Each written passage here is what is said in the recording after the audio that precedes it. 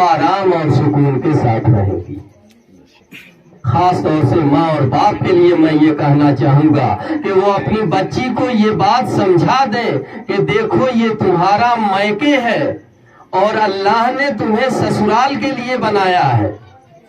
اب تمہاری شادی ہو رہی ہے، تمہیں اپنے سسرال جانا ہے، اور تمہیں سب سے پہلے اگر کسی کی خدمت کرنی ہے اور کسی کی دیکھ ریکھ کرنی ہے تو وہ تمہارے شوہر ہیں، تمہارے شوہر ہیں۔ اور شوہر سے متعلق جتنے بھی لوگ گھر میں موجود ہیں سب کی دیکھ ریکھ شوہر کے اشارے اور شوہر کی مرضی سے کرنی ہے۔ اگر یہ بات بچی کے دل میں بیٹھا دی جائے تو یقیناً چند دنوں میں وہ گھر کی جہاں گئی ہے وہ مالک بن کر کے زندگی گزارے گی۔ ایک آدمی نے بڑی عجیب بات کہی ہے کہ بے وقوف عورتیں وہ ہوتی ہیں جو اپنے شوہر کو اپنا غلام بنا لیتی ہیں اور پھر اس غلام کی غلام بن کر زندگی گزارتی ہیں،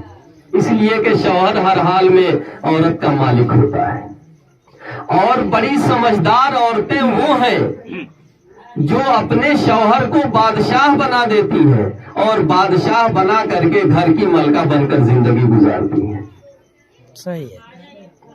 ایسے ہی سسرال والوں کو بھی ایک بات یاد رکھنی چاہیے کہ جو بچی ہمارے گھر آئی ہے وہ ہماری بہو ہے اور ہم اسے اپنی بیٹی کی طرح سمجھیں گے۔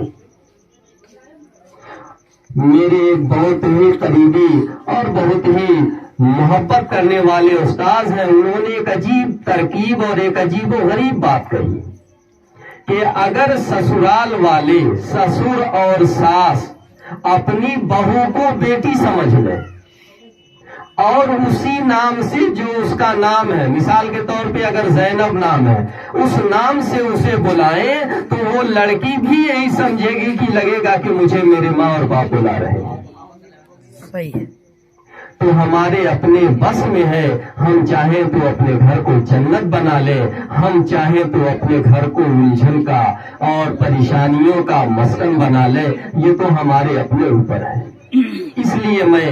دونوں جگہ کے لیے یہ بات کہتا ہوں کہ لڑکی کے ماں اور باپ اپنی لڑکی کو سمجھاویں کہ جہاں جا رہی ہو وہاں تمہاری زندگی کا اکثر و بیشتر حصہ گزرے گا اور وہیں سے تمہارا سب کچھ پورا ہونا ہے، اس لیے جو شوہر کے حقوق ہیں اسے ادا کرنا اور شوہر کی جو مرضی ہے اسی کے مطابق اپنی زندگی گزارنا، شوہر کو اپنا مالک سمجھ کر کے زندگی گزارنا، اور جتنے بھی شوہر سے متعلق لوگ ہیں، رشتہ دار ہیں، ان کے ماں اور باپ ہیں، اسی طرح ان کا ادب اور لحاظ کرنا۔